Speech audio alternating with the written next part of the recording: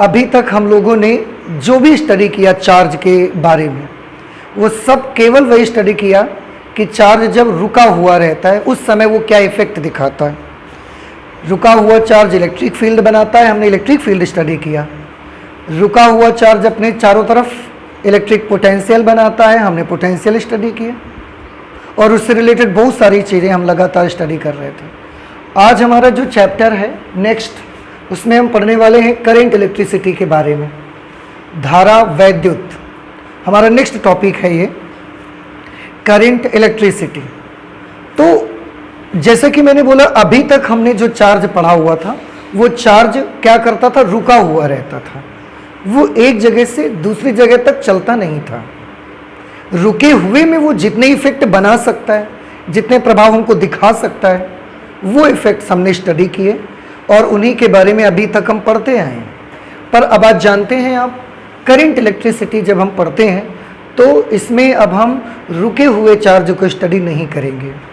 अब इसमें हम चार्ज को क्या करेंगे, चलाएंगे उसको, और देखते हैं कि जब हम चार्ज को चलाते हैं फिर वो कौन कौन से इफेक्ट बनाता है।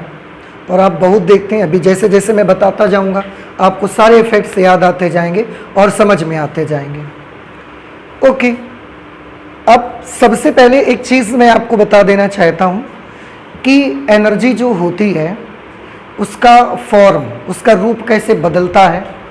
बड़ा आसान है, आप सब इसको जानते हैं।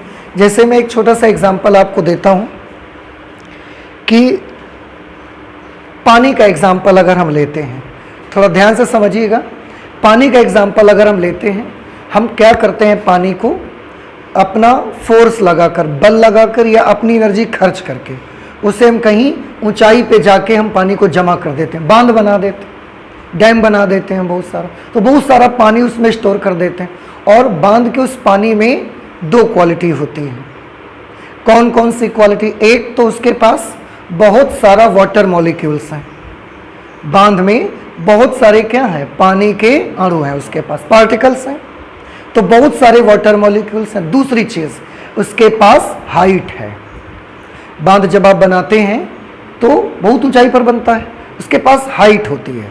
तो बांध में जो भी पानी हमने स्टोर किया हुआ है वो उसके पास दो चीज़ें हैं, एक तो बहुत सारे वाटर के पार्टिकल्स हैं और दूसरा उसके पास हाइट है। पानी में जब हाइट होती है ना तो पानी दबता है। जितना ज़्यादा हाइट होगी पानी उतना ही दबेगा। प्रेशर का फॉर्मूला आपने पढ़ा है, P = ρgh, लिक्विड प्रेशर आपने पढ़ा हुआ है। तो जितनी ज़्यादा उसमें हाइट होगी पानी उतना ही ज़्यादा दबता है।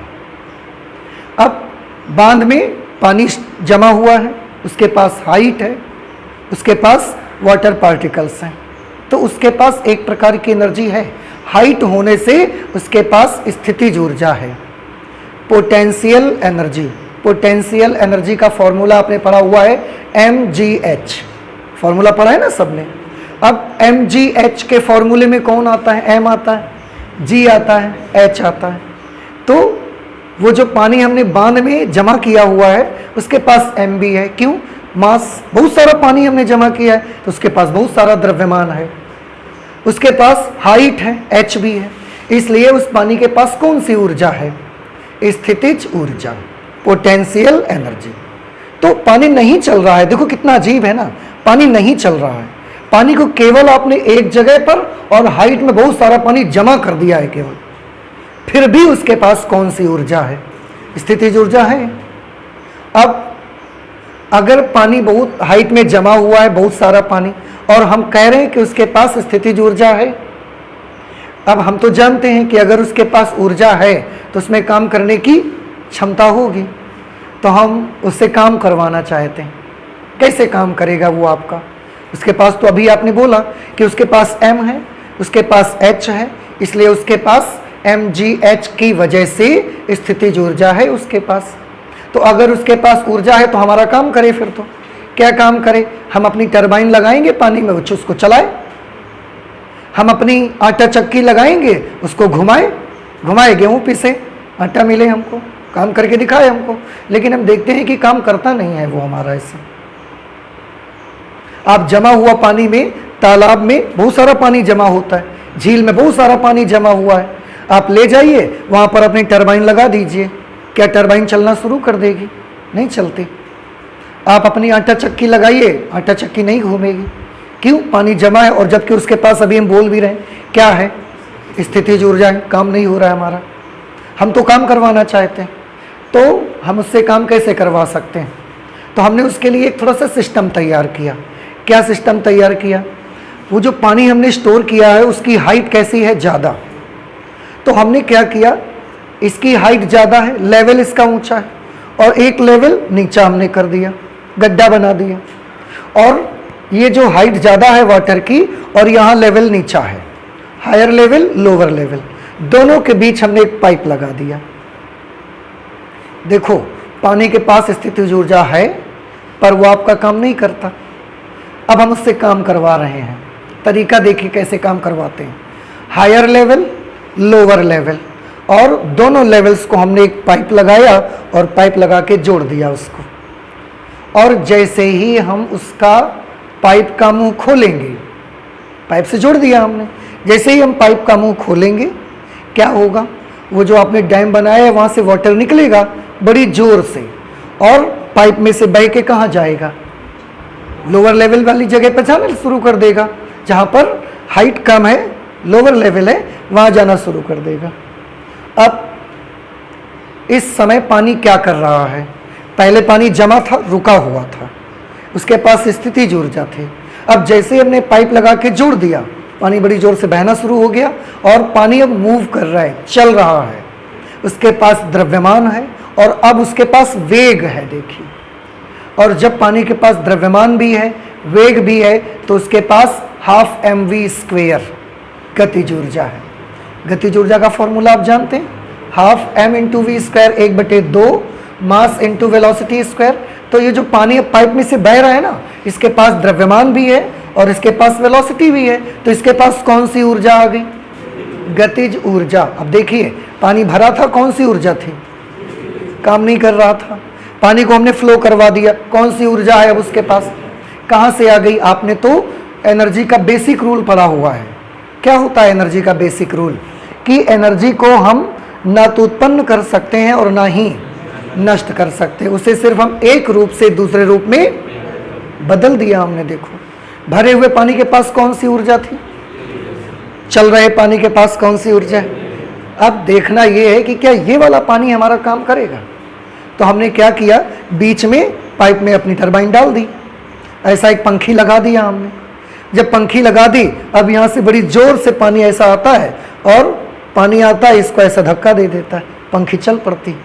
पंखी चलने लगती है, पंखी से शैफ्ट लगी है, शैफ्ट घूमती है, शैफ्ट में हमने एक जनरेटर डायनेमो लगा के रखा है, डायनेमो घूमता है, बिजली बनना शुरू हो गई। देखो, काम हो गया।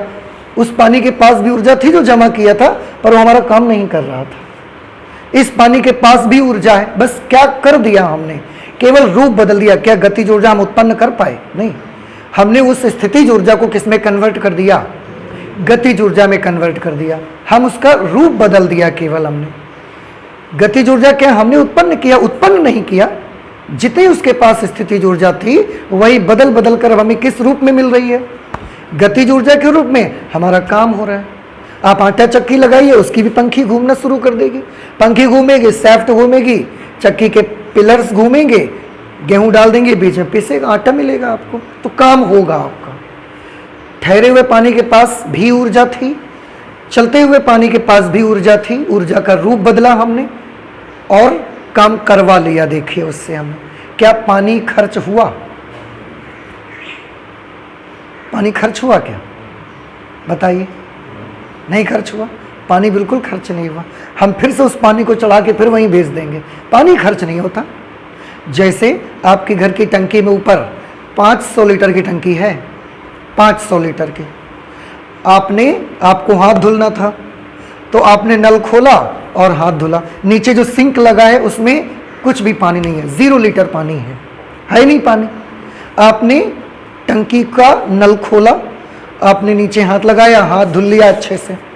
हाथ धुलने के बाद काम हो गया आपका। आपका काम क्या था? हाथ धुलने का काम। हाथ धुल गए आपके, काम तो हो गया। पानी खर्च हुआ क्या? पानी खर्च हुआ कि नहीं हुआ? सही सही बताइए, पानी खर्च हो पाया कि नहीं हुआ? टंकी में 500 लीटर था, बाई चांस हमारे हाथ धुलने में 2 लीटर पानी निकल गया। अब पानी खर्च अगर हो गया होगा तो पूरा 500 लीटर नहीं होगा। अगर खर्च हो गया होगा तो पूरा 500 लीटर पानी अब नहीं होगा। लेकिन हम क्या देखते हैं कि वो जो सिंक है ना, अगर उसमें स्टोर की व्यवस्था करेंगे तो 2 लीटर पानी नीचे मिलेगा और 498 लीटर पानी ऊपर मिलेगा आपको। फिर से दोनों पानी जोड़िए, कितना आ जाएगा? पानी खर्च नहीं होता, सिर्फ आप उसका यूज़ कर लेते हैं। एनर्जी का भी यही कुछ फॉर्म है।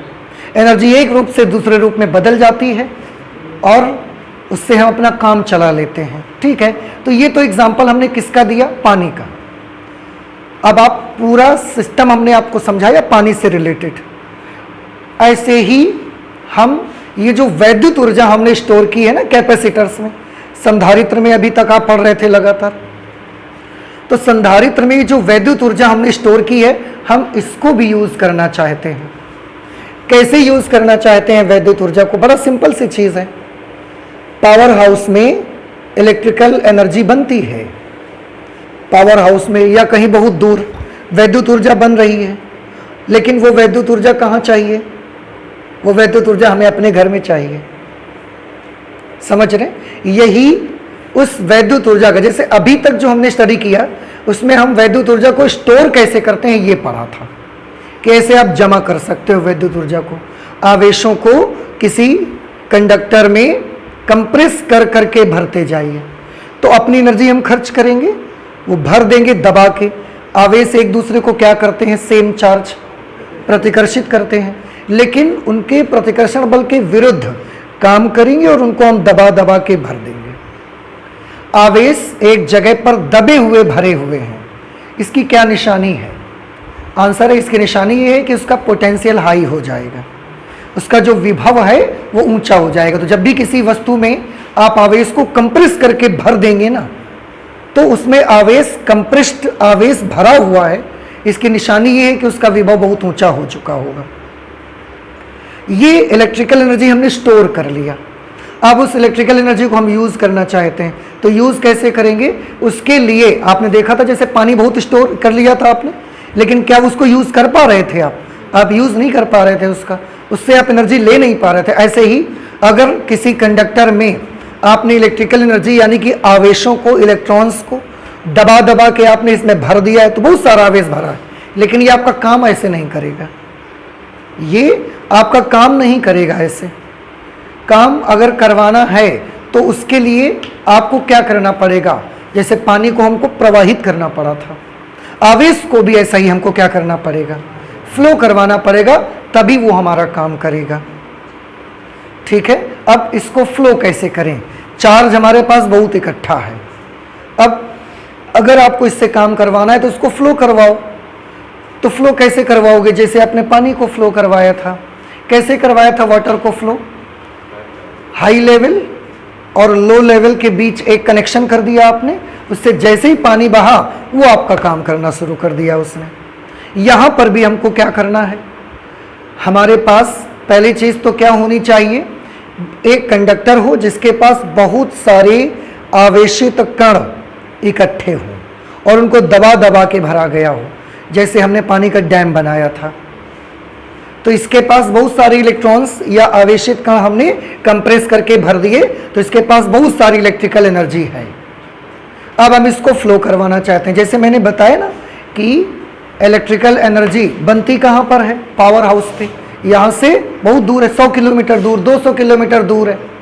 लेकिन इलेक्ट्रिकल एनर्जी हमको यूज़ कहाँ करनी है? हम रोज रोज 200 किलोमीटर दूर पावर हाउस में जाके तो अपनी एनर्जी यूज़ नहीं करेंगे ना।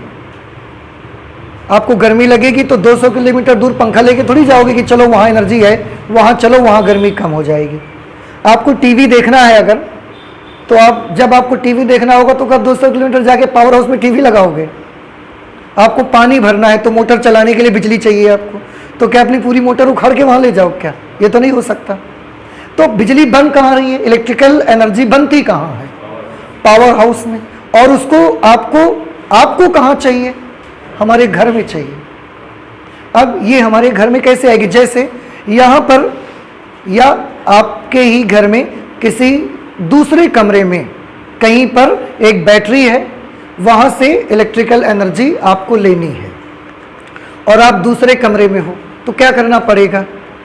बार बार हर काम के लिए उस कमरे में थोड़ी जाएंगे आप कुछ ऐसी अरेंजमेंट करेंगे जिससे इलेक्ट्रिकल एनर्जी चाहे जहां बनती हो वो इलेक्ट्रिकल एनर्जी आपके पास तक आ जाए और आपका काम करे। यही तो चाहेंगे आप। इसका मतलब वैद्युत ऊर्जा को हमें क्या करने की ज़रूरत पड़ेगी? हमें उसको प्रवाहित करने की ज़रूरत पड़ेगी, बिना इसके हमारा काम नहीं हो सकता। एक जगह बैटरी रखी रहेगी, हर काम के लिए हम उसके पास थोड़ी जाएंगे। ऐसी अरेंजमेंट करेंगे जिससे उससे चार्जेस निकल के फ्लो हो और हमारा पंखा चलाएं, लाइट जलाएं, टीवी चलाएं, सब कुछ करें। तो अब आप समझ रहे हैं कि अगर इलेक्ट्रिकल एनर्जी आपके पास इस चीज़ में बहुत सारी जमा करके रखी है, पावर हाउस में बहुत सारी स्टोर है इलेक्ट्रिकल एनर्जी, लेकिन आप उसको यूज़ कब कर सकते हो?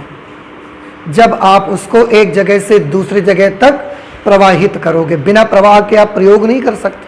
जैसे पानी को बिना प्रवाह का हम यूज़ नहीं कर पाए थे, तो हम फ्लो करवाना चाहते हैं। कैसे फ्लो करेंगे, उसका क्या तरीका है हमारे पास?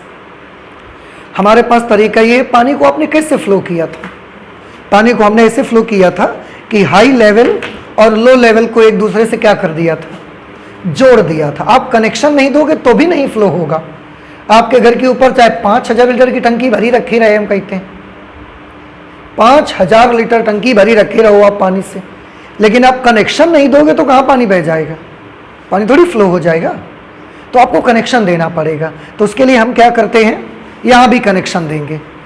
इसके पास बहुत सारे आवेश हैं, इसके पास बहुत सारी इलेक्ट्रिकल एनर्जी है, कंप्रेस करके हमने बहुत सारे इलेक्ट्रॉन्स या बहुत सारे आवेश हमने भरे हुए हैं इसके भीतर। अब अगर बहुत सारे आवेश भरे हुए हैं, तो अभी मैंने बताया इसके पास बहुत सारे आवेश हैं, इसकी क्या निशानी है? तो आंसर इसका वैद्युत विभव कैसा होगा? ऊंचा होगा, हाई पोटेंशियल होगा।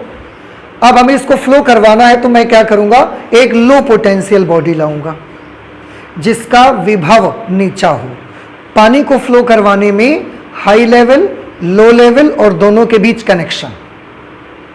इलेक्ट्रिकल एनर्जी को फ्लो करवाने में हाई पोटेंशियल, लो पोटेंशियल और दोनों के बीच में कनेक्शन। तो हाई पोटेंशियल बॉडी हमने ले ली जिसके पास बहुत ऊंचा विभव है, और एक low potential. Low potential body में हमारे पास एक बहुत अच्छी बॉडी है, अर्थ। हमारी अर्थ का विभव कितना होता है? 0। आप सबने पढ़ा होगा। तो अगर अर्थ का पोटेंशियल 0 है तो इसका पोटेंशियल कैसा है? लो है। और इसमें हमने बहुत सारे चार्ज भरे हुए हैं, तो इसका पोटेंशियल कैसा है? हाई। अब एक हाई पोटेंशियल बॉडी है हमारे पास, एक लो पोटेंशियल बॉडी है हमारे पास। अब जरूरत है तो किस चीज़ की? बताइए, किस चीज़ की जरूरत है? कनेक्शन करने की। उतनी देर से आप सुन रहे हैं, क्या सुन रहे हैं? इनके बीच एक कनेक्शन करने की जरूरत है। तो हम एक कंडक्टर लाते हैं, चालक तार लाते हैं, उस चालक तार को इसमें भी जोड़ते हैं और वही चालक तार लेके कहाँ जोड़ देते हैं? जाके पृथ्वी पे। तो ये हाई पोटेंशियल बॉडी, एक तरफ अर्थ है लो पोटेंशियल बॉडी, दोनों के बीच में हमने कंडक्टर लगा दिया। जैसे ही हम कंडक्टर लगाते हैं, तो जब तक कंडक्टर नहीं लगाया था चार्ज को चलने का रास्ता नहीं मिला उनको। जैसे ही हमने कंडक्टर लगाया दोनों के बीच में, चार्ज को चलने का रास्ता मिला और हाई पोटेंशियल बॉडी से चार्ज निकलते हैं और बड़ी जोर से, बड़ी स्पीड से अर्थ की ओर जाना शुरू हो जाते हैं। अब अगर अर्थ की ओर जाना शुरू हो गए हैं, मतलब फ्लो होना शुरू हो गए, अब आप इनसे अपना काम करवा सकते हो। कैसे? उस तार में बीच में अपना बल्ब लगा दो। जैसे ही तार में बीच में बल्ब लगाओगे, यहां से कौन आ रहा है? बहुत आवेश आ रहे हैं, इलेक्ट्रिक चार्जेस आ रहे हैं, इलेक्ट्रॉन्स आ रहे हैं। वो इलेक्ट्रॉन इतनी स्पीड में दौड़ते हैं कि आप ऐसा बल्ब उसमें लगाओगे, वो इलेक्ट्रॉन्स यहाँ से आएंगे, बल्ब के फिलामेंट में बड़ी जोर से टक्कर करेंगे, ऐसे दौड़ के आगे निकल जाएंगे। तो जब बल्ब के फिलामेंट में ऐसे चलेंगे, बल्ब को जला देंगे, लाइट आ जाएगी। आप बीच में अपना पंखा लगा दीजिए, इलेक्ट्रॉन्स इतनी जोर से यहाँ से चल के आएंगे, वो पंखे को घुमाएंगे, आगे निकल जाएंगे। पंखा घूमने लगेगा, आपको हवा मिलना शुरू हो जाएगी। टेलीविज़न चला देंगे, आपकी मोटर चला देंगे, बहुत सारी चीज़ें चलाएंगे। लेकिन अब आप भी समझते हो कि अगर चार्जेस से या इलेक्ट्रिकल एनर्जी यूज़ करना है आपको, तो उसके लिए कुछ चीज़ों का होना बहुत ज़रूरी है। एक, आपके पास स्टोर होना चाहिए एनर्जी का, इलेक्ट्रिकल एनर्जी का, जिसका वोल्टेज बहुत हाई हो। एक चीज़ होनी चाहिए जिसका वोल्टेज बहुत लो है, और उसके लिए हमारे पास ढूंढना नहीं है, हमारी अर्थ बहुत अच्छा काम करती है। और दोनों के बीच में क्या कर देना है, मुझे कनेक्शन कर देना है। जैसे ही मैं इतना करूँगा, चार्ज फ्लो होगा, चार्ज फ्लो होगा, उसी कंडक्टर में बीच में जो कुछ भी आप लगा दोगे, बल्ब लगा दो, अपनी मोटर लगा दो, पंखा लगा दो, टीवी लगा दो, मोबाइल लगा दो, वो मोबाइल के अंदर से जाएगा, उसको चार्ज कर देगा, उसकी बैटरी को। ये काम आपका हो जाएगा। तो काम होने के लिए आपको चार्ज को क्या करना पड़ेगा, फ्लो। अब एक चीज़ और देखिए, जब पाइप में से पानी बड़ी जोर से ऐसे बहता है तो आप क्या बोलते हैं कि ये पानी की क्या है, धारा। अरे पानी, आप खेतों में पानी लगाते होंगे तो पानी ऐसा नाली में से जब बहता है तो आप क्या बोलते हैं, कहते बड़ी जोर से धारा आ रही है। तो आप उसको पानी की क्या बोलते हैं, क्योंकि वो पानी के बहुत सारे पार्टिकल्स हैं जो एक साथ बह रहे होते हैं। तो आप उसको पानी की क्या कहते हो, आप पानी की धारा कहते हो।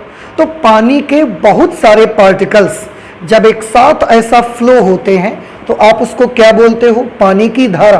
धारा को अंग्रेजी में क्या कहते हैं, करंट। तो वो क्या है, करंट ऑफ वाटर। वो क्या चीज है, करंट ऑफ वाटर, वो पानी की धारा है। नदी में, गंगा नदी में आप जाइए, पानी ऐसा बह रहा है, बोलते हैं धारा बहुत तेज है भाई, या धारा बहुत धीमी है। तो वो क्या है, काहे की धारा है, वो पानी की धारा है, करंट ऑफ वाटर।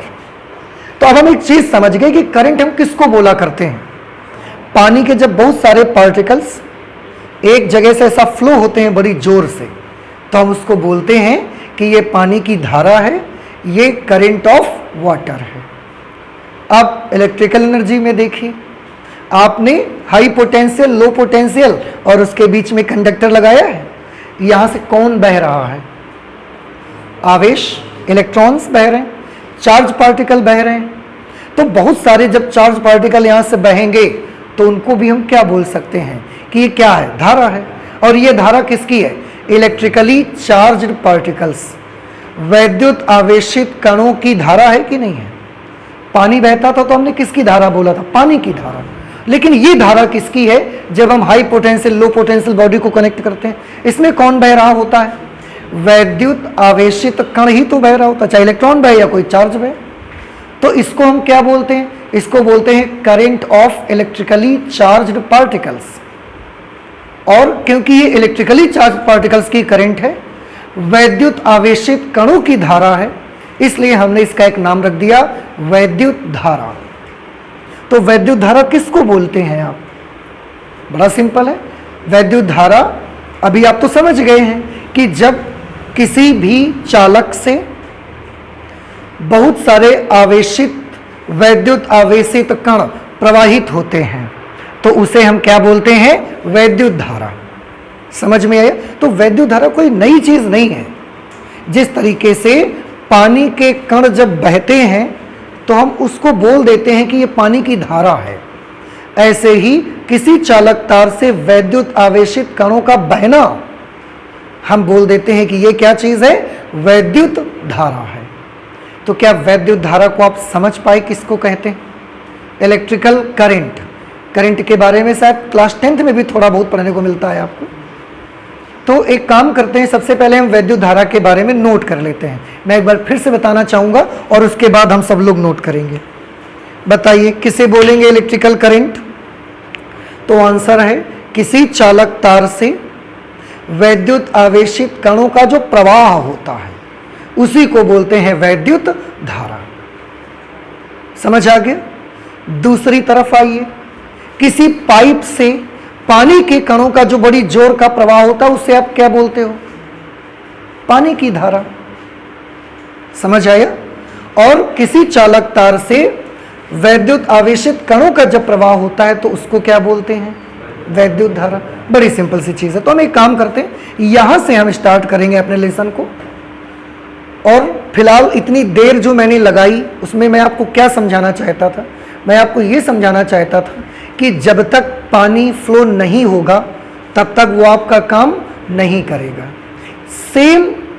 सिमिलरली जब तक चार्ज आप भरे बैठे रहो तो क्या फायदा फर्क पड़ता है। आप किसी भी कंडक्टर में खूब भरे बैठे रहो चार्ज, आपका काम होगा क्या? पंखा चलेगा, टीवी चलेगी, मोबाइल चार्ज होगा, आपका मोटर चलेगी, कुछ होगा क्या? कुछ नहीं हो सकता जब तक आप क्या नहीं करेंगे उसको, जब तक आप उसको प्रवाहित नहीं करेंगे। और प्रवाहित करने का तरीका क्या बताया मैंने आपको?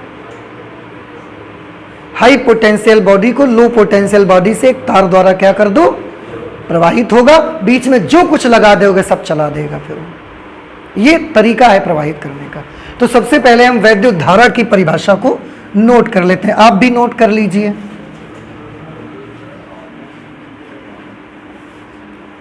इलेक्ट्रिक करंट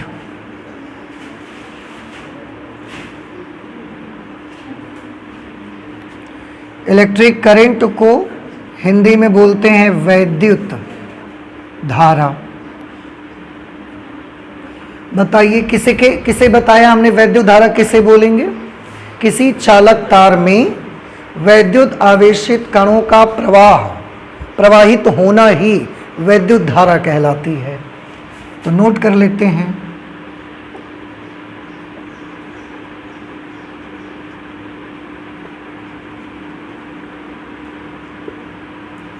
किसी चालक तार में वैद्युत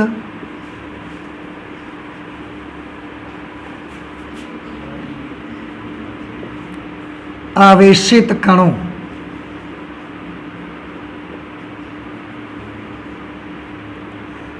इलेक्ट्रिकली चार्ज्ड पार्टिकल्स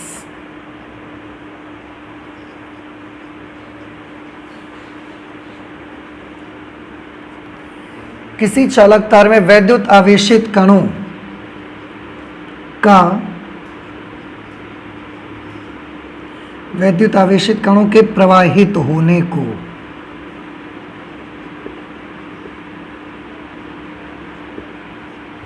किसी चालक तार में वैद्युत आवेशित कणों के प्रवाहित होने को ही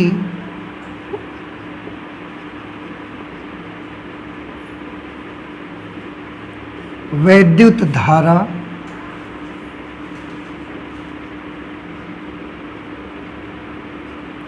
कहा जाता है। तो ये हमने इलेक्ट्रिक करंट को डिफाइन किया। आई होप कि अब आपको ये चीज़ समझ में आ गई है कि जिस तरीके से पानी के पार्टिकल्स जब बहते हैं तो हम बोलते हैं कि ये पानी की धारा है, उसी तरीके से जब वैद्युत आवेशित कण एक स्थान से दूसरे स्थान तक बहते हैं, प्रवाहित होते हैं, तो हम बोलते हैं कि ये वैद्युत धारा है। और प्रवाहित करने का तरीका अब आप सबको याद रहेगा। कभी भी फ्लो करवाना हो ये मेथड आप याद रखिए, ठीक है? ओके। अब एक चीज़ और, करंट जब अब आप हम समझ गए कि चार्ज, इसमें बहुत सारे आवेश भरे हुए थे, इसका वोल्टेज हाई था, इसको लो वोल्टेज वाली चीज़ से हमने जैसे ही जोड़ा तो इसके चार्ज सब निकले और बड़ी जोर से तार में दौड़ना शुरू हो गए। दौड़ने लगे तो हमने क्या बोला कि ये क्या इसमें बह रही है? वैद्युत धारा बह रही है, ठीक है? जब वैद्युत धारा बहती है तो वो बहुत सारे इफेक्ट दिखाती है, बहुत सारे इफेक्ट, और वही इफेक्ट हम लोगों को पढ़ने हैं। आपका मोबाइल फ़ोन चार्ज हो जाता है, आपका फ़ैन चलता है, आपकी टेलीविज़न चलती है ना? बहुत सारे काम होते हैं। तो वही इफेक्ट हमको वन बाय वन करके इसमें पढ़ने हैं। लेकिन उसके पहले एक चीज़ मैं आपको बताना चाहता हूँ कि इलेक्ट्रिक करंट का जो फ्लो होता है कैसे होता है, कैसे करंट फ्लो होती है आखिरकार। तो यहाँ पर मैं एक छोटे से एग्जाम्पल से आपको इसको क्लियर करना चाहूँगा, ध्यान से इसे सुनिएगा।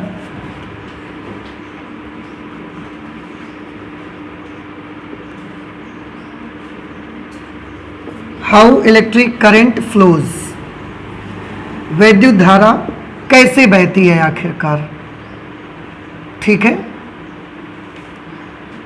देखिए, इसके लिए मैं एक एग्जाम्पल आपको बताता हूं कि वैद्युत धारा का प्रवाह अगर करवाना है तो क्या क्या ज़रूरी है और कैसे फ्लो होगी। उसके लिए आपने एक चीज़ देखी है कि आपकी साइकिल की चैन आपने देखी है, ऐसे ही एक कन्वेयर बेल्ट आती है। कन्वेयर बेल्ट का मतलब ये होता है, अब आपने नहीं देखा, हमने भी नहीं देखा है, हमारे समय में भी ये नहीं होता था, लेकिन उससे पहले हमारे घरों में जो हमारे बुज़ुर्ग हैं वो बताते हैं कि पहले जब ये ट्यूबवेल वगैरह नहीं थे, ट्यूबवेल वगैरह, तो उस समय क्या होता था, उसमें कुआं होता था, कुएं में नीचे पानी भरा रहता था और उसमें एक पट्टा लगा रहता था नीचे से ऊपर तक, उसमें छोटी छोटी बाल्टियां लगी रहती थी। देखिए जैसे ये ऐसे, यहां पर एक मोटर हमको चाहिए जो इस बेल्ट को क्या कर सके, घुमा सके। तो हमें ये एक मतलब एनर्जी का सोर्स चाहिए जो उसको घुमा सके, जनरेटर, डायनेमो, जो कुछ भी हो, ये घुमाने वाली चीज़ चाहिए। एक ये बेल्ट होती थी और बेल्ट में इस तरीके से छोटी छोटी बाल्टियां बंधी रहती थी बड़े आराम से, ऐसे।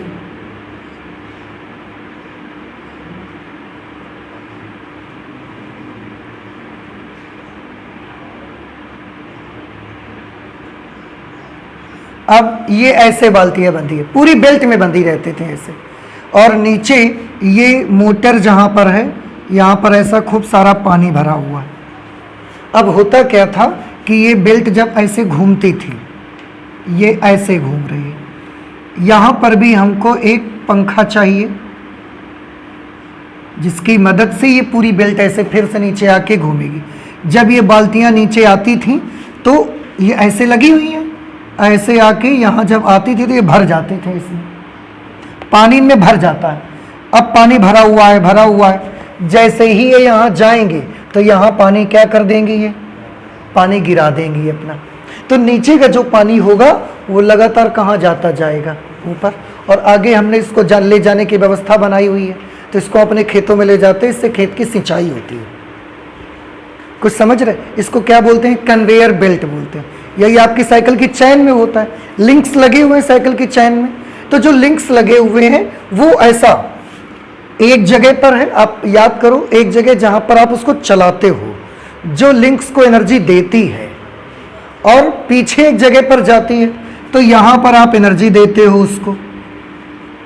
क्यों? क्योंकि यहां पर आपने क्या लगा के रखा हुआ है, यहां पर आपने पैडल लगा के रखा हुआ, और पीछे ये एक पहिया लगा है, धुरा लगा हुआ है उस पर, और दोनों के बीच में क्या चलती है, आपकी चैन चलती है ऐसे।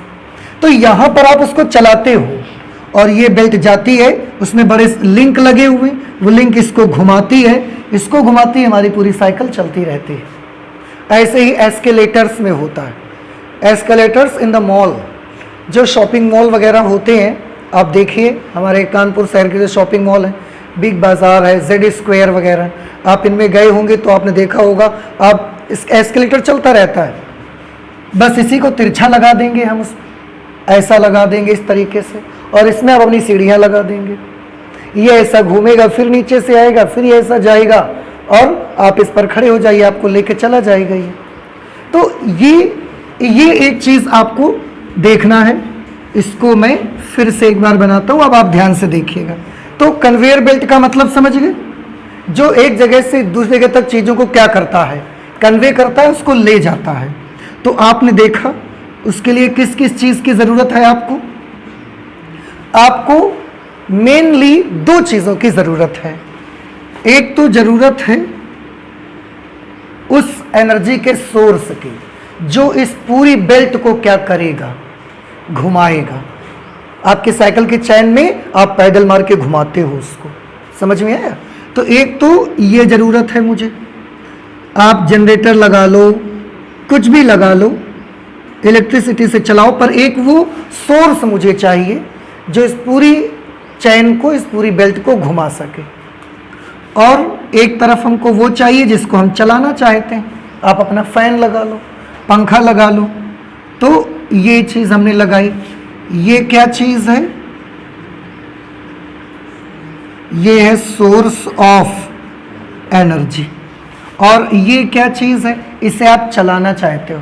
आप अपने घरों में बिजली से जो कुछ भी चलाते हो उस सब को हम बोल सकते हैं एक छोटी सी लैंग्वेज में लोड। उस सब को हम क्या कहते हैं, आप बल्ब जलाते हो तो आप लोड दे रहे हो सर्किट में, आपने ट्यूबलाइट जलाई, पंखा चलाया, सब कुछ लोड है आपके इलेक्ट्रिकल सर्किट का। तो एक तरफ हमको सोर्स चाहिए, लोड तो आप जो कुछ चलाओगे वो अलग बात है। दूसरी जो मेन चीज हमको चाहिए वो ये एक बेल्ट चाहिए। और ये बेल्ट कैसी? ये बेल्ट ऐसी कि मुझे बिल्कुल एक कॉन्टिन्यूअस पाथ चाहिए। अब देखो यहां पर बाई चांस हमने डब्बे लगाए हुए हैं इस तरीके से, ठीक है। अब ये क्या कर रहे हैं, ये यहां से कोयला भर के ले जाते हैं और यहां जाके आगे डाल देते हैं। फिर ये नीचे से आते हैं, यहां पर बहुत सारा कोयले का स्टोर है, यहां से कोयला ऐसे भर जाता है इनमें। फिर जब ये ऐसे जाते हैं यहां कोयले को उड़ेल देते हैं, फिर यहां भर जाते हैं, फिर यहां जाके कोयले को गिरा देते हैं। इस तरीके से कोयला एक जगह से दूसरी जगह तक पहुंच रहा है। अब आप मुझे एक चीज बताइए, अब आप ये सोच सकते हैं मैंने क्या बोला, एक तो ये इंपॉर्टेंट चीज है, एक ये इंपॉर्टेंट चीज है। अगर आप काम करवाना चाहते हो तो सोर्स ऑफ एनर्जी चाहिए जो घुमाए सबको। दूसरी चीज एक कॉन्टिन्यूअस पाथ चाहिए, एक निरंतर रास्ता चाहिए। ये हमको कॉन्टिन्यूअस पाथ, बीच में कहीं भी टूटा नहीं होना चाहिए। काहे टूटा नहीं होना चाहिए? देखिए अब आप मुझे बताइए, ये डब्बे बहुत सारे इसमें लगे होंगे, यहां भी ऐसे डब्बे लगे होंगे, इस जगह पर भी तो डब्बे लगे होंगे।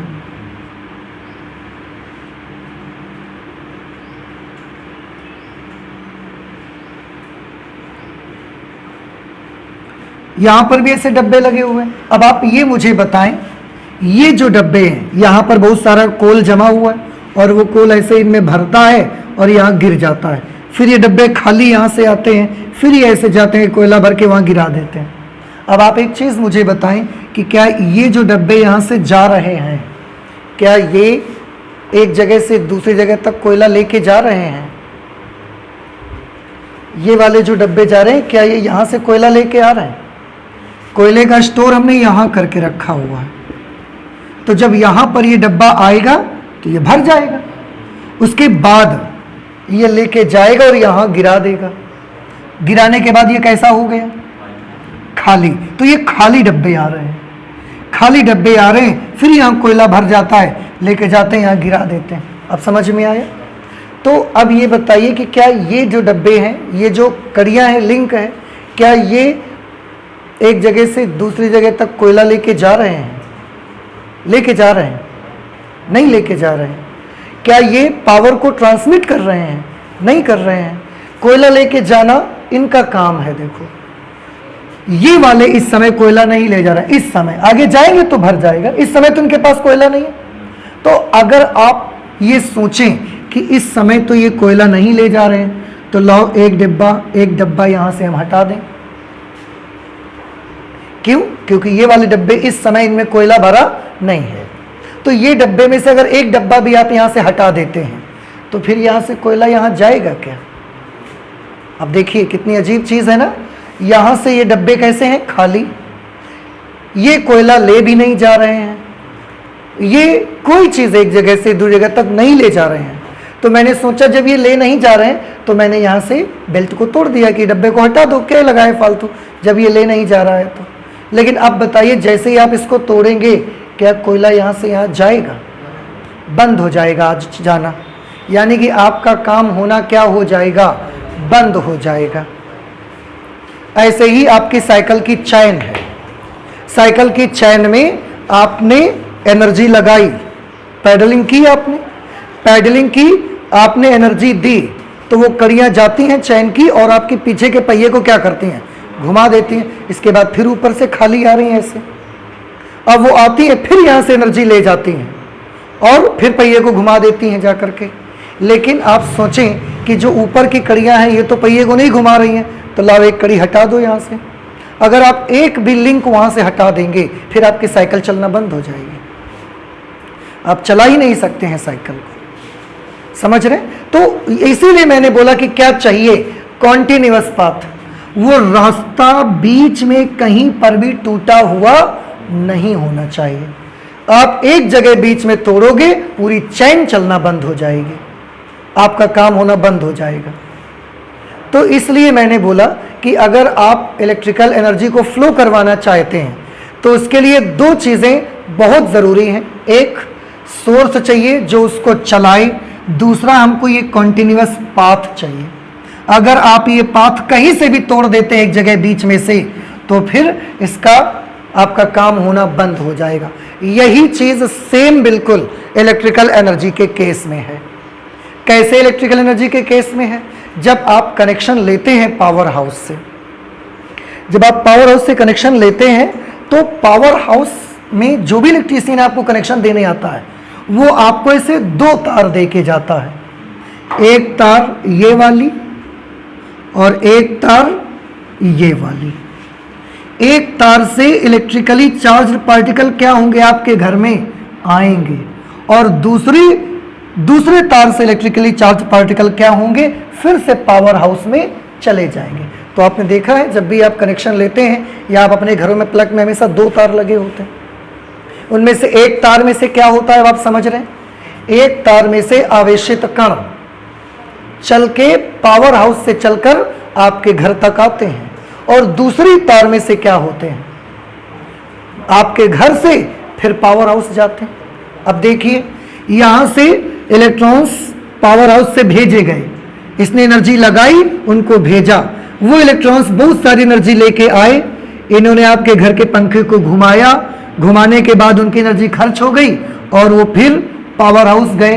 पावर हाउस गए क्या करने, एनर्जी लेने गए, एनर्जी फिर उनको दिया पावर हाउस ने, फिर भेजा उनको, फिर उन्होंने पंखा घुमाया, फिर वापस चले गए। जैसे आप बार बार करते हो, आप घर जाते हो, खाना खाते हो, एनर्जी लेते हो, फिर पढ़ने आ जाते हो, फिर घर जाते हो, फिर एनर्जी लेते हो, फिर पढ़ने आ जाते हो, यही होता रहता है। अब इनमें से अगर एक भी कड़ी हम तोड़ दें, सोचिए कि अगर हम यहां से तोड़ देते हैं इसको, तो अब क्या होगा, क्या आपके घर तक बिजली आ पाएगी, आपके घर तक चार्ज पार्टिकल आएंगे, बंद हो जाएंगे आना।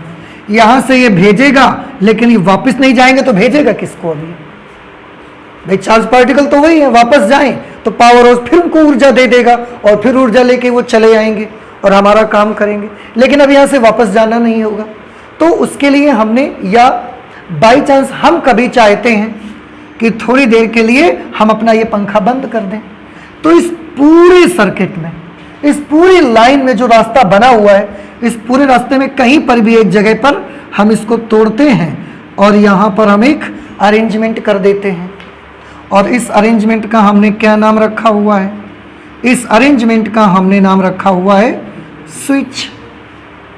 हम जब चाहेंगे, अभी ये रास्ता कैसा हुआ है, टूटा हुआ है, तो ये करंट यहाँ फ्लो होगी क्या, नहीं। हम जैसे ही इसको ऐसा करेंगे कॉन्टिन्यूअस पाथ मिलेगा, इधर से चार्ज आएंगे, इधर से जाना शुरू, फिर आएंगे, फिर जाना शुरू, पंखा घूमता रहेगा, चलने लगेगा। और जैसे ही हम इसको तोड़ देंगे, पंखे का चलना भी क्या हो जाएगा, बंद हो जाएगा। तो यही मैं आपको समझाना चाहता हूं, और इसीलिए एक तार से आपका काम नहीं बनेगा। अब आपको समझ में आया कि पावर हाउस से जो बिजली आपको दी जाती है, इलेक्ट्रिसिटी, उसमें दो तार ही हमेशा क्यों आते हैं, दो तार क्यों आते हैं बताइए। एक वायर से क्या होते हैं, एक वायर से चार्जेस आपके घर तक आते हैं, और जो दूसरी वायर है उससे क्या होता है, उससे चार्जेस वापस फिर पावर हाउस जाते हैं। पावर हाउस जाके क्या करेंगे, फिर एनर्जी लेंगे, एनर्जी लेके फिर आपके घर में आएंगे, आपके पंखे को चलाएंगे, फिर चले जाएंगे। तो ये कॉन्टिन्यूअस पाथ हमको चाहिए, समझ आ गया। तो अगर आप इलेक्ट्रिक करंट फ्लो करवाना चाहते हैं तो आपको दो चीजें, एक तो सोर्स ऑफ एनर्जी, दूसरा कॉन्टिन्यूअस पाथ आपको चाहिए ही चाहिए। और उसके बीच में जो कुछ आप लगा देते हैं, आपने स्विच लगा दिया, ये जो आपने जो कुछ चला रहे हैं इसको लोड कहते हैं। भले ये आपका फैन है, भले ये आपकी टीवी है, भले ये आपका मोबाइल है, इस सब को हम क्या बोला करते हैं अपनी फिजिक्स की लैंग्वेज में, इन सब को हम बोलते हैं लोड, ठीक है। और ये हमने क्या लगाया है, स्विच। ये क्या है, पावर हाउस जो एनर्जी देता है। और ये हमने क्या लगाया है, जो चार्ज को चला सके, चार्ज को अपने अंदर से कंडक्ट कर सके, चार्ज को अपने अंदर से लेके जा सके। और चार्ज को कंडक्ट करने वाली चीज क्या होती है, कंडक्टर, चालक। इसीलिए हम इसको कंडक्टर बोलते हैं, चालक तार होता है। आप जानते हैं ये सब कुछ मिला के, ये सब कुछ मिला के हम इसको क्या कहते हैं? ये सब कुछ मिला के हम बोलते हैं इलेक्ट्रिकल सर्किट। आप जिसे कहते रहते हैं सर्किट, तो सर्किट क्या होता है? ये इलेक्ट्रिकल सर्किट है। सर्किट में कौन कौन सी चीजें आती हैं? आंसर है सर्किट में पावर हाउस भी आता है, सर्किट में कंडक्टर भी आता है, आपके घर के लोड भी सर्किट के अंदर आते हैं, और स्विच भी सर्किट में आता है। ये सारी चीजें मिला के सर्किट बनता है। आप सोचें कि फैन हटा के सर्किट है, ऐसा कुछ नहीं। सोर्स से लेकर लोड तक की जितनी भी चीजें आपके घर में सब कुछ लगा होगा, ये सब पूरा क्या कहा जाएगा? इस सब को हम बोलेंगे इलेक्ट्रिकल सर्किट बोला करेंगे। और एक चीज, इलेक्ट्रिकल सर्किट में जितनी चीजें लगी रहती हैं, इन सब को हम बोलते हैं इलेक्ट्रिकल सर्किट के कंपोनेंट। तो ये जो आपने लगाया है, लोड लगाया आपने, लोड के लिए आपने टीवी, पंखा, मोबाइल जो कुछ लगाया, आपने स्विच लगाया है, आपने जनरेटर लगा के रखा है, आपने कंडक्टर लगा के रखा हुआ है। ये जितनी भी चीजें बेटा आपने लगाई हैं, इन सब चीजों को हम बोलते हैं कि ये क्या है? ये कंपोनेंट हैं।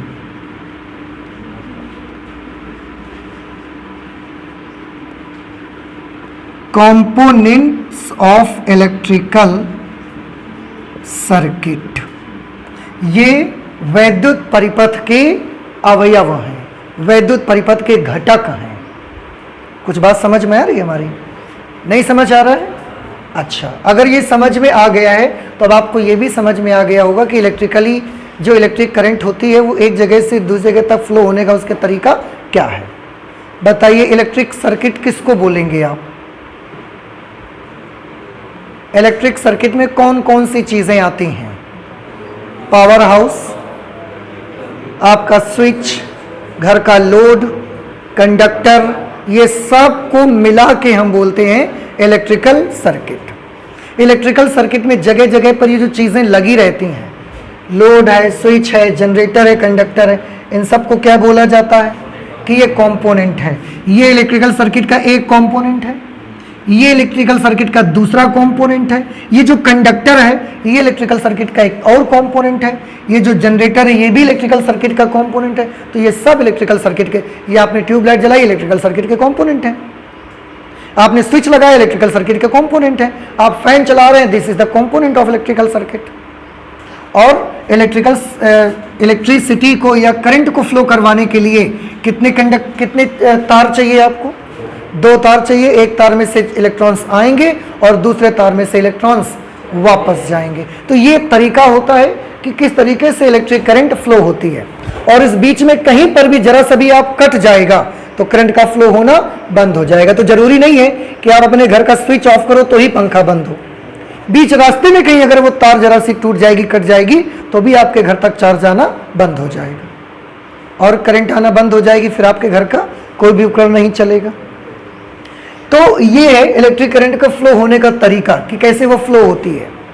अच्छा, दूसरी चीज, अब इसमें हम ये देखना चाहते हैं कि इलेक्ट्रिक करंट की जो स्ट्रेंथ होती है, उसकी ताकत जो होती है, वो किसको बोलेंगे हम। तो इसके लिए हम एक आर्टिकल बनाते हैं जिसको हम बोलते हैं intensity of electric current. Intensity of electric current, कि इलेक्ट्रिक करंट ज़्यादा पावरफुल है। जैसे इलेक्ट्रिक करंट फ्लो करना तो जान गए आप। अब ये इलेक्ट्रिक करंट ज़्यादा पावरफुल है या कम पावरफुल है, इसके लिए हमने एक आर्टिकल क्या बनाया हुआ है, इंटेंसिटी ऑफ इलेक्ट्रिक करंट। इसे आप दूसरी भाषा में ये भी कह सकते हैं स्ट्रेंथ ऑफ इलेक्ट्रिक करंट, और हिंदी में हम इसे बोल सकते हैं वैद्युत धारा की तीव्रता।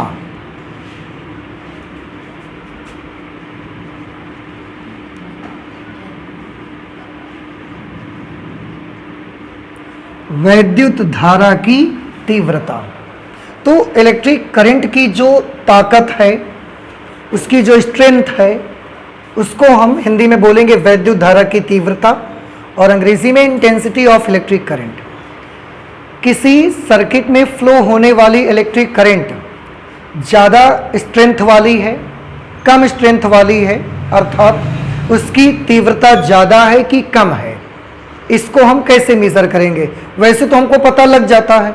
अगर आपके घर में आपने एक फ़ैन चलाया और वो फ़ैन बिल्कुल धीरे धीरे ऐसा रेंग रहा है, तो आप क्या बोलते हैं कि आज इलेक्ट्रिक करंट की तीव्रता कम है। और अगर वो बड़ी ज़ोर ज़ोर से घुमा रहा है, बड़ी तेज कभी कभी घुमा रहा है, तो हम बोलते हैं आज बड़ी तेज इलेक्ट्रिसिटी आ रही है, इलेक्ट्रिसिटी की जो इंटेंसिटी है वो बहुत ज़्यादा है, ये बोलते हैं। एक चीज़ और इसमें मैं आपको बताना चाहूँगा, साइंस की लैंग्वेज में, हमारी जो फिजिक्स की लैंग्वेज है, उसमें आप जानते हैं अगर ये सर्किट ऐसा टूटा हुआ है, देखो जुड़ा नहीं है ना, ये सर्किट एक जगह बीच में कैसा है, टूटा हुआ है, तो आप जानते हैं इस सर्किट को हम बोलते हैं ओपन सर्किट। क्या बोलेंगे इसको? ओपन सर्किट, क्योंकि सर्किट बीच में से टूटा हुआ है बिल्कुल, तो इसको हम बोलते हैं ओपन सर्किट। ठीक है। और अगर हमने इसको ऐसा जोड़ दिया तो इसको हम क्या बोलेंगे? इसको हम बोलेंगे क्लोज्ड सर्किट। अब आप मुझे एक चीज बताइए, ये कैसा सर्किट है? Open circuit. करंट फ्लो होगी कि नहीं होगी? करंट फ्लो नहीं होगी। तो अगर सर्किट ओपन है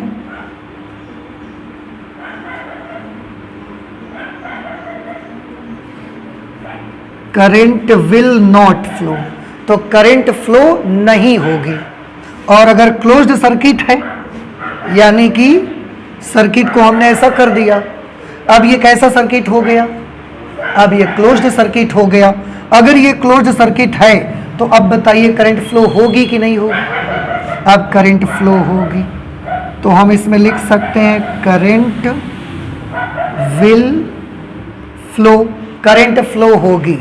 अच्छा, एक चीज और, करंट फ्लो नहीं होगी तो स्विच कैसा, ऑन कि ऑफ? ऑफ। और अगर करंट फ्लो होगी तो स्विच कैसा, ऑन। ठीक है। फिजिक्स की लैंग्वेज में हमेशा बच्चे धोखा खाते हैं इन बातों में। क्यों? देखिए, हो सकता है आप भी धोखा खा गए हो।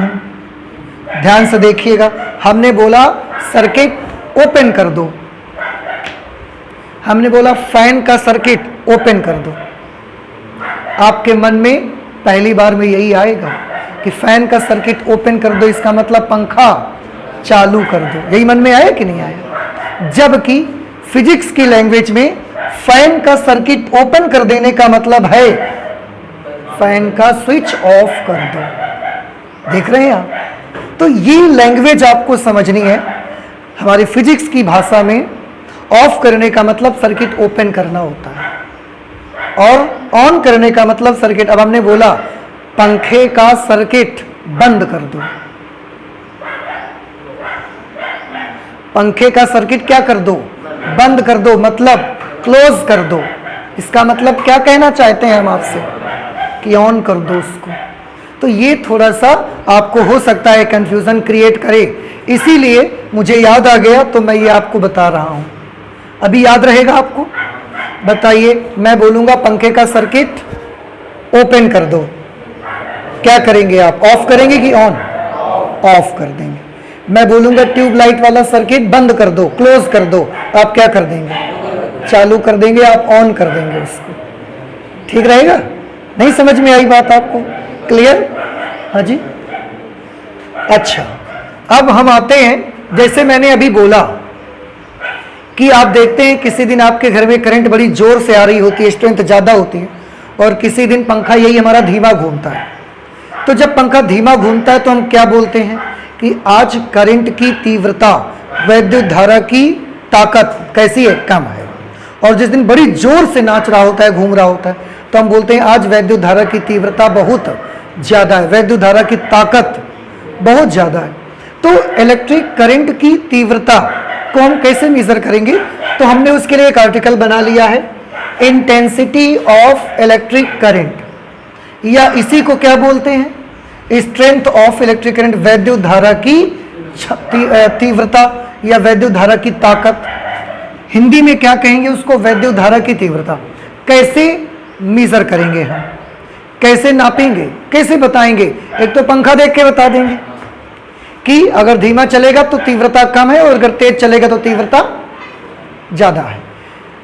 दूसरा, अगर आपको पंखा ना दिखाया जाए तो आप कैसे बता सकते हो? उसके लिए हमारे पास बड़ा आसान तरीका है, ध्यान से देखिएगा। यहां से एक तार में से चार्जेस ऐसा जाते हैं, दूसरे तार में से चार्जेस ऐसा वापस आते हैं। तो मैंने क्या किया, मैंने आपको बोला कि आप यहां खड़े हो जाओ इस एक जगह पर, और 1 सेकंड में जितने चार्ज यहां से गुजरेंगे वो गिन लेना। क्या मैंने बोल दिया कि आप यहां अपनी एक लाठी लेके खड़े हो जाओ, जो कुछ भी आपका सिस्टम है, आप यहां पर अपना डंडा लेके ऐसा खड़े हो जाओ और इस कंडक्टर में से 1 सेकंड में ऐसा 1 सेकंड में इस लाइन को जितने चार्ज पार कर जाएंगे तो हम बोलेंगे कि ये इलेक्ट्रिक करंट की स्ट्रेंथ है, ये उसकी तीव्रता है। एक दिन हमने आपको यहां पर खड़ा कर दिया, आपने देखा कि 1 सेकंड में 50 चार्जेस यहां से पास हो रहे हैं। आपने देखा, काउंट किया आपने कि 1 सेकंड में 50 चार्ज यहां से बड़ी जोर से पास हो जाते हैं। तो हमने बोला कि करंट की कुछ तीव्रता है। उसके बाद अगले दिन हमने देखा, उसी जगह पर फिर हमने आपको खड़ा कर दिया, और अगले दिन आपने देखा कि उसी जगह से 1 सेकंड में आज 70 चार्जेस पास हो रहे हैं। 1 सेकंड में कल कितने चार्ज गुजर रहे थे? 50। आज 1 सेकंड में यहां से कितने चार्ज गुजर रहे हैं? 70 चार्जेस पास हो रहे हैं। इसका मतलब है आज करंट की इंटेंसिटी कैसी है? ज्यादा। तो करंट की इंटेंसिटी को हमने कैसे नापा? 1 सेकंड में गुजरने वाले आवेश से नापा कि 1 सेकंड में जितना आवेश गुजरेगा उसको हम बोल दिया करेंगे कि ये करंट की क्या है? तीव्रता है। नहीं समझ में आई? तो वैद्युत धारा की तीव्रता की परिभाषा क्या बनी? वैद्युत धारा की तीव्रता की परिभाषा बनी कि किसी चालक तार के किसी अनुप्रस्थ काट से, भाई चालक तार जैसे ऐसा होगा तो हम ऐसा इसको ऐसा काटेंगे और फिर देखेंगे कि वहां से कितना पास हो रहा है 1 सेकंड में। तो किसी चालक तार के किसी अनुप्रस्थ काट से 1 सेकंड में जितना आवेश गुजरता है, जितना आवेश वहां से पार होता है, उसे हम वैद्युत धारा की तीव्रता कहते हैं। कुछ बात समझ में आई? एक बार फिर से बता देते हैं और इसके बाद इसकी परिभाषा को नोट करेंगे। किसी चालक तार के किसी अनुप्रस्थ काट से 1 सेकंड में आवेश की जितनी मात्रा गुजरती है उसे उस चालक तार में वैद्युत धारा की तीव्रता कहते हैं। किससे प्रदर्शित करते हो वैद्युत धारा की तीव्रता को? आई से। क्यों? देखो ना आप, intensity of electric current. Intensity का पहला अक्षर कौन है? इसलिए इंटेंसिटी ऑफ इलेक्ट्रिक करंट को हम किससे रिप्रेजेंट करते हैं? आई से। तो आपने आई से प्रदर्शित किया है करंट को, किया है कि नहीं किया हुआ है? तो चलिए नोट कर लेते हैं डेफिनेशन। हम भी नोट करते हैं, आप भी नोट करिए। क्या लिखेंगे? किसी चालक तार के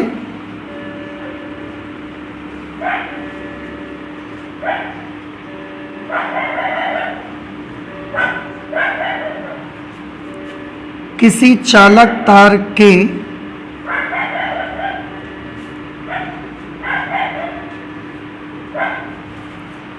किसी अनुप्रस्थ काट से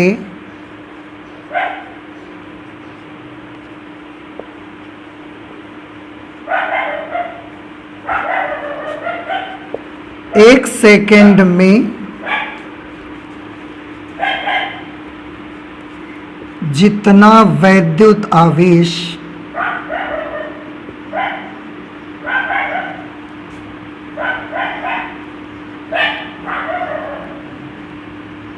गुजरता है उसे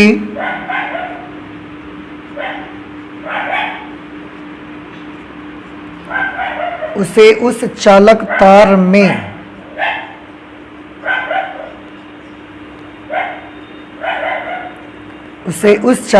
में वैद्युत धारा की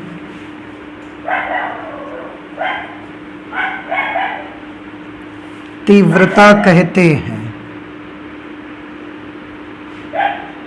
उसे उस चालक तार में वैद्युत धारा की तीव्रता कहते हैं।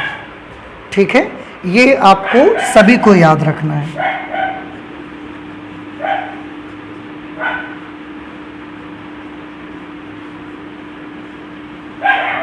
वैद्युत धारा की तीव्रता को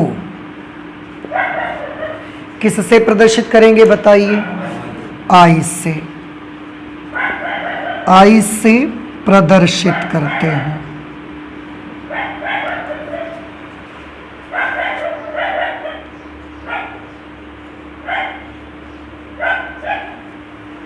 ठीक है, तो ये किसी भी सर्किट में इलेक्ट्रिक करंट की स्ट्रेंथ ज़्यादा है, इलेक्ट्रिक करंट की स्ट्रेंथ कम है, इसको नापने का हमारा तरीका है कि कोई भी कंडक्टर में से 1 सेकंड में जितना चार्ज वहां से पास होगा उसको हम गिन लेंगे, उसी को हम बोलेंगे कि इलेक्ट्रिक करंट की तीव्रता, इंटेंसिटी है। और प्रदर्शित किससे करते हैं? आई से।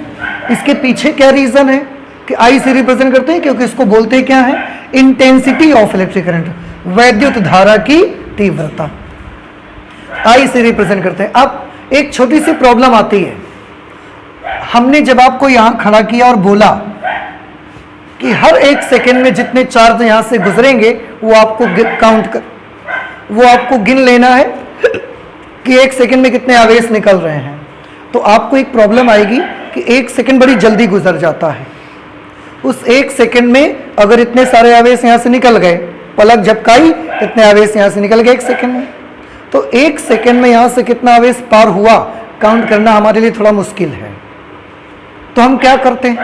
हम उसको 10 सेकंड तक देखते हैं, फिर 20 सेकंड तक देखते हैं। जैसे हमने 20 सेकंड तक देखा, हमने अपनी घड़ी चलाई और गिनना शुरू कर दिया। कितनी देर तक हमने गिना? 20 सेकंड तक। और हमने देखा कि 20 सेकंड में यहां से 100 चार्ज गुजरे। 20 सेकंड में कितने चार्ज गुजरे? तो क्या हम 100 को वैद्युत धारा की तीव्रता कह दें? 100 को वैद्युत धारा की तीव्रता कह दें? 20 सेकंड में निकले हैं ये, तो किसको बोले? 1 सेकंड में निकाल लो। 20 सेकंड में अगर 100 गुजरे हैं तो 1 सेकंड में कितने गुजरेंगे?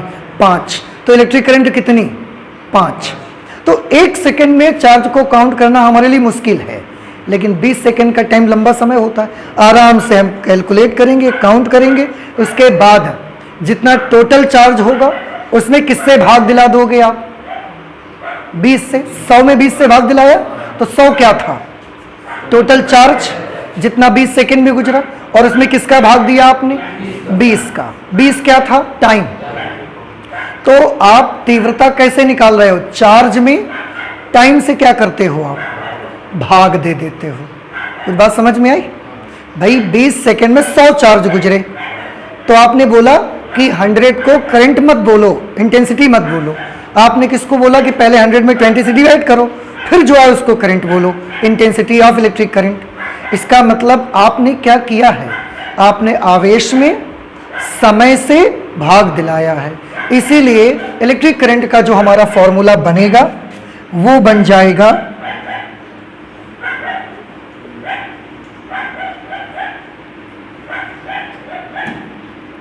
वैद्युत धारा की तीव्रता बराबर, क्या लिखेंगे यहां पर? कुल आवेश बटे समय जो कुछ लगा हुआ है। अब वैद्युत धारा की तीव्रता को किससे रिप्रेजेंट करते हैं? आई से। तो इसकी जगह पर हमने आई लिख दिया। कुल आवेश हमने क्यू से रिप्रेजेंट कर दिया। चार्ज को आप क्यू से रिप्रेजेंट करते हो ना, quantity of charge upon time लिखना है। तो I is equal to Q upon T. ये वैद्युत धारा की तीव्रता का सूत्र बन गया, I is equal to Q upon T. अगर अब फिर से देखो, अभी हमने कितना टाइम दिया आपको, 20 सेकेंड। अगर समयांतराल बहुत छोटा है तो वैद्युत धारा का सूत्र क्या बनेगा?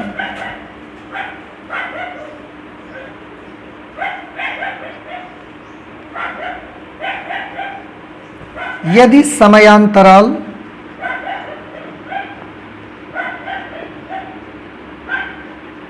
अत्यंत छोटा हो, अत्यंत छोटा हो मतलब 1 सेकेंड का केवल टाइम आपको दें, इतना छोटा टाइम होगा, तो इलेक्ट्रिक करंट का फॉर्मूला होगा dq अपॉन dt।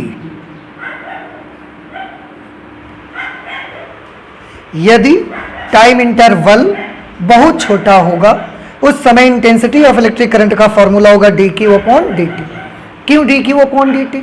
क्योंकि बेटा जब टाइम बहुत छोटा होगा तो बहुत छोटे टाइम को किससे रिप्रेजेंट करते हैं? dt से, और उस छोटे से टाइम पर गुजरने वाला आवेश भी तो बहुत कम सा होगा, तो उस छोटे से आवेश को किससे प्रदर्शित करेंगे?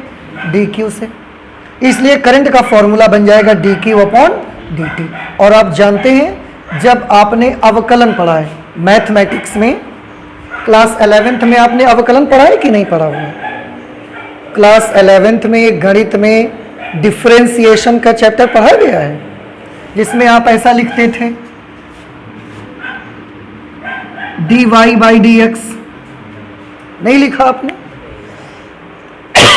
सॉरी, आप जानते हैं इसको क्या बोलते हैं? इसको हम बोलते हैं x के सापेक्ष y के परिवर्तन की दर। इसको क्या बोला जाता है पूरे को? x के सापेक्ष y के परिवर्तन की दर। ऐसा ही तो ये लिखा है। इसको क्या बोलेंगे? इसको बोलेंगे समय के सापेक्ष आवेश प्रवाह की दर, और इसी वो किसके बराबर होती है? तो हम चाहें तो वैद्युत धारा की एक डेफिनेशन यहां से भी बना सकते हैं, जो आपने सभी बच्चों ने यही परिभाषा लगभग याद करी होती है। आवेश प्रवाह की दर को ही क्या बोलते हैं? यही याद करिए ना आपने परिभाषा। तो हम चाहें तो वो डेफिनेशन यहां से बना के हम आपको बता सकते हैं। क्या? समय के सापेक्ष आवेश प्रवाह की दर को वैद्युत धारा की तीव्रता कहा जाता है। तो आप चाहें तो नोट कर सकते हैं एक डेफिनेशन और देखें।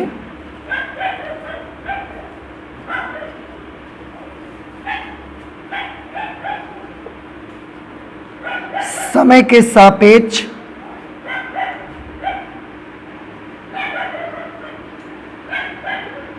किसी चालक में, समय के सापेक्ष किसी चालक में आवेश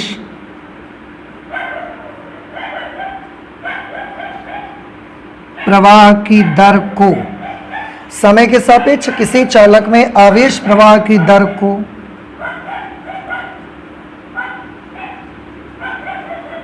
वैद्युत धारा की तीव्रता कहते हैं।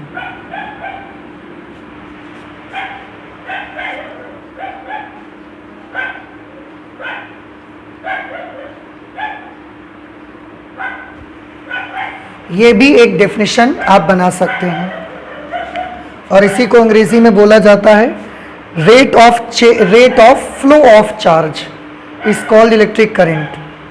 समय के सापेक्ष किसी चालक में आवेश प्रवाह की दर को वैद्युत धारा की तीव्रता कहते हैं।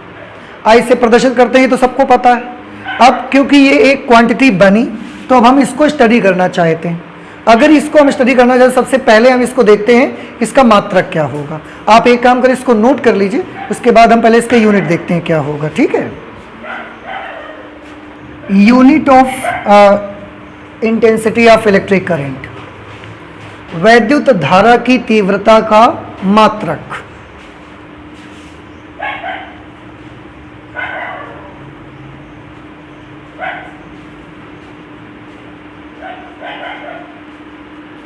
वैद्युत धारा की तीव्रता का मात्रक। अभी अभी जो आपने फॉर्मूला पढ़ा है उसके according I is equal to D Q upon D T या क्यू अपॉन टी आपने पढ़ा। इसमें अगर आपको I का यूनिट चाहिए तो आप Q का यूनिट लिखो टाइम का यूनिट लिखो, आपका क्यू आई का यूनिट मिल जाएगा। तो क्या होगा बताइए, आवेश का मात्रक क्या होता है, कूलॉम, और टाइम का मात्रक क्या होता है, सेकंड। इसलिए वैद्युत धारा का मात्रक क्या होगा, कूलॉम पर सेकंड। अब वैद्युत धारा का जो ये मात्रक बना, इसमें बार बार हमको कूलॉम पर सेकंड, कूलॉम पर सेकंड मत बोलना पड़े, इसलिए हमने इसका एक छोटा नाम रख दिया, और वो छोटा नाम क्या रखना पड़ा, एम्पियर। क्यों हमने एम्पियर रखा, क्योंकि इलेक्ट्रिक करंट पर सबसे ज़्यादा उस समय एक वैज्ञानिक थे, उन्होंने काम किया था और उनका नाम क्या था, एम्पियर। इसलिए उनके सम्मान में उन्हीं के नाम को हमने इलेक्ट्रिक करंट का यूनिट बना दिया। ठीक है। अच्छा, एम्पियर को कैसे प्रदर्शित करोगे, एम्पियर को ऐसे प्रदर्शित किया जाता है। तो कभी आप वैद्युत धारा का मात्रक एम्पियर लिखना चाहें तो जरूरी नहीं है कि पूरा एम्पियर लिखें, AMPERE आप पूरा लिखें, ऐसा जरूरी नहीं है। आप सिर्फ कैपिटल ए लिख दोगे तो भी सही होगा। फिर यहाँ बात आती है कैपिटल ए ही क्यों, स्मॉल ए क्यों नहीं लिख सकते, तो क्योंकि आपने अभी अभी देखा, मैंने क्या बताया, एम्पियर एक वैज्ञानिक का नाम है, और नाम का जो पहला अक्षर है वो कैसा बनाते हैं, कैपिटल। इसलिए हमने एम्पियर का जो सिंबल बनाया वो कैसा बनाया, कैपिटल ए ही बनाया, स्मॉल नहीं ले सकते। कुछ बात समझ आ रही है आपको। तो इस तरीके से वैद्युत धारा की तीव्रता का मात्रक आ गया। विमीय सूत्र क्या होगा इसका, देखिए आपको एक चीज बताएं कि जो इलेक्ट्रिक करंट होती है ना, ये इलेक्ट्रिक करंट एक मूल राशि है, आपको याद होगा, वैद्युत धारा 7 मूल राशियां पढ़ी हैं आपने, तो वैद्युत धारा उनमें से एक मूल राशि है। इसलिए इसका जो विमीय सूत्र होता है वो भी ए ही बनाया गया है। तो वैद्युत धारा की तीव्रता का विमीय सूत्र क्या होगा, कैपिटल ए से हम उसको रिप्रेजेंट किया करेंगे। मात्रक हो गया, विमीय सूत्र हो गया, और क्या बचा भाई, राशि सदिश है कि अदिश है, ये बचा हुआ है। देखिए मैं आपको बताऊं, ये एक अदिश राशि है। वैद्युत धारा की तीव्रता कैसी राशि है, अदिश राशि है, ये एक स्केलर क्वांटिटी है। अब एक चीज बड़ी अजीब है कि वैद्युत धारा एक अदिश राशि है, फिर भी सर्किट में जब भी हम बनाते हैं तो उसकी दिशा बनाते हैं। आप याद कीजिए, आपने अगर क्लास 10th में भी इलेक्ट्रिकल सर्किट बनाए होंगे, बैटरी बनाई होगी, प्रतिरोध लगाया होगा, तो उसमें आप बताते हो धन से ऋण की ओर बहती है और उसमें तीर बनाते हैं आप। तो वैद्युत धारा एक अदिश राशि है, फिर भी हम उसकी दिशा का जिक्र करते रहते हैं कि इधर से चलेगी, इधर आएगी, इधर चली जाएगी, और उसके लिए हम तीर का निशान भी बनाते हैं। तो वैद्युत धारा अदिश राशि है कि सदिश, ये कंफ्यूजन क्रिएट होता है मन में कि हम यहाँ पर कैसा बनाते हैं। एक बैटरी बनाई हमने, बैटरी बनाने के बाद यहाँ पर हमने एक रेसिस्टेंस लगाया, रेसिस्टेंस लगाने के बाद यहाँ पर एक स्विच लगाया, ये बैटरी का प्लस है और ये माइनस है। फिर हम बोलते हैं करंट यहाँ से ऐसा चलेगी और सर्किट में ऐसा फ्लो होगी भाई, अगर सर्किट ऑन है तो। अब करंट की डायरेक्शन भी हम दिखा रहे हैं, उसके लिए तीर का निशान भी प्रयोग कर रहे हैं, और उसके बावजूद भी हम कहते हैं कि वैद्युत धारा कैसी राशि है। तो वैद्युत धारा अदिश राशि है कि सदिश राशि है, आंसर है वैद्युत धारा तो अदिश राशि ही है। अब अगर ये अदिश है, इतना सब कुछ होते हुए भी अदिश है, तो फिर इसकी जरूरत है, हमको प्रूफ करने की जरूरत पड़ेगी। इसको हम आज नहीं प्रूफ करेंगे, इसको हम नेक्स्ट क्लास में आपको प्रूफ करके दिखाएंगे कि वैद्युत धारा एक अदिश राशि है, ऐसा कैसे पता चला आपको। ठीक है, आज एक काम और करना चाहेंगे छोटा सा। अभी अभी आपने देखा कि वैद्युत धारा का मात्रक क्या होता है, एम्पियर। जैसे कि आप जानते हैं कि जो भौतिक विज्ञान होती है वो मापन की विज्ञान है, physics is the science of measurement. हम हर चीज को इसमें नाप के देखना चाहते हैं। ऐसे ही जब हमको पता चला कि वैद्युत धारा का मात्रक क्या होता है, एम्पियर, तो हमारे मन में एक क्वेश्चन आता है कि 1 एम्पियर वैद्युत धारा कितनी धारा को कहेंगे, कितनी करंट जब बहेगी तो बोलेंगे कि ये कितनी आ रही है, 1 एम्पियर। तो हम 1 एम्पियर की परिभाषा बताना चाहते हैं, तो यहां लिख देंगे 1 ampere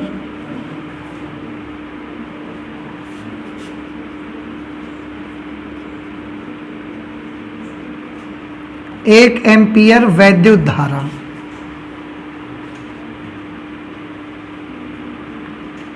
1 ampere electric current, 1 ampere वैद्युत धारा, इसकी डेफिनेशन क्या होगी? ठीक है, कि सर्किट में कब हम कहेंगे कि इस समय परिपथ में 1 एम्पियर वैद्युत धारा जा रही है। देखिए बेटा ध्यान से, आई का फॉर्मूला आपने पढ़ा है, we know that I is equal to Q upon T, और इसका यूनिट क्या होता है? एम्पियर। अब इसमें एक काम कर दें, if t is equal to 1 second, जो टाइम है वो हम कितना मान लें? 1 सेकेंड, और q की वैल्यू कितनी मान लें? 1 कूलॉम। टाइम 1 सेकेंड ले लें, चार्ज कितना मान लें? 1 कूलॉम। तब I की वैल्यू क्या होगी?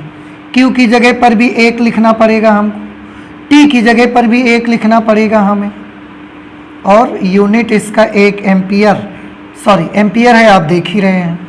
तो I की वैल्यू कितनी आ जाएगी? 1 से 1 को भाग दोगे क्या मिलेगा? 1 आएगा, तो कितनी वैल्यू आ गई यहाँ पर? 1 एम्पियर। देखा, आपको 1 एम्पियर वैद्युत धारा मिल गई। लेकिन कब मिली 1 एम्पियर वैद्युत धारा?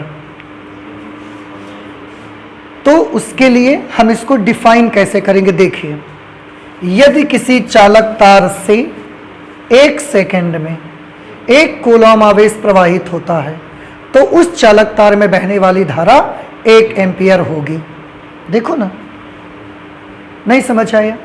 फिर से एक बार बोलें, यदि किसी चालक तार में 1 सेकेंड में 1 कूलॉम आवेश प्रवाहित होता है, तो उस चालक तार से बहने वाली धारा 1 एम्पियर होगी या होती है। बस ये आपको समझना। नहीं समझ में आया? जैसे हमने एक कंडक्टर देखा, इसमें 1 सेकेंड में 2 कूलॉम चार्ज जा रहा है, तो क्या इसमें 1 एम्पियर धारा है? 1 सेकेंड में 2 कूलॉम चार्ज जाता है, तो क्या इसमें 1 एम्पियर धारा है? नहीं है। फिर से दूसरा कंडक्टर लाई, 1 सेकेंड में 0.8 कूलॉम चार्ज जाता है, तो क्या 1 एम्पियर धारा है इसमें? कब होगी 1 एम्पियर धारा? जब 1 सेकेंड में 1 कूलॉम चार्ज गुजरेगा, तो उसमें धारा 1 एम्पियर हो जाएगी। परिभाषा बना सकते हैं अब हम लोग, नोट कर लीजिए आप भी।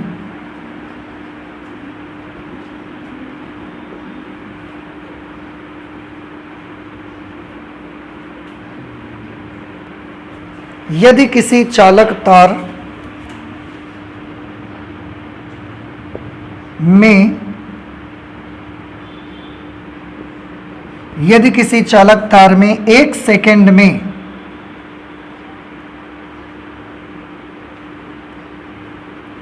यदि किसी चालक तार में 1 सेकेंड में 1 कूलॉम आवेश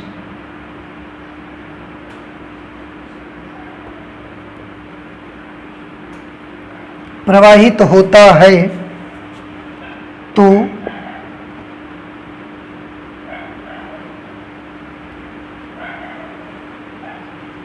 उस चालक तार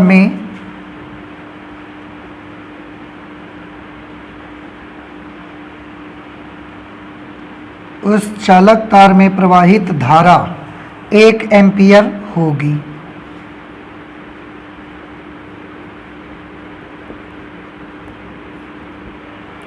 ये 1 एम्पियर की डेफिनेशन हो गई।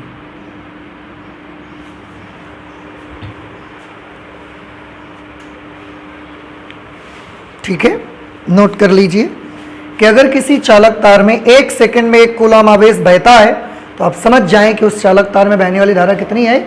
1 एम्पियर है। तो आज हमने क्या देखा? हमने देखा कि इलेक्ट्रिक करंट किसको बोलते हैं। देखिए, ध्यान से सुनिए मेरी बात।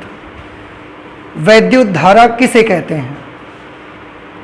तो अधिकतर आप यही बताते हो कि 1 सेकेंड में बहने वाले आवेश को वैद्युत धारा बोलते हैं। नहीं, ये वैद्युत धारा की तीव्रता है। वैद्युत धारा क्या है? किसी चालक तार में से आवेश का बहना, किसी चालक तार में से आवेश का प्रवाहित होना, उसको हम इलेक्ट्रिक करंट बोलते हैं। और 1 सेकंड में जितना आवेश प्रवाहित होता है उसको हम बोलते हैं वैद्युत धारा की तीव्रता। समझ में आया? तो दोनों को अलग अलग आपको याद रखना है बड़े अच्छे से।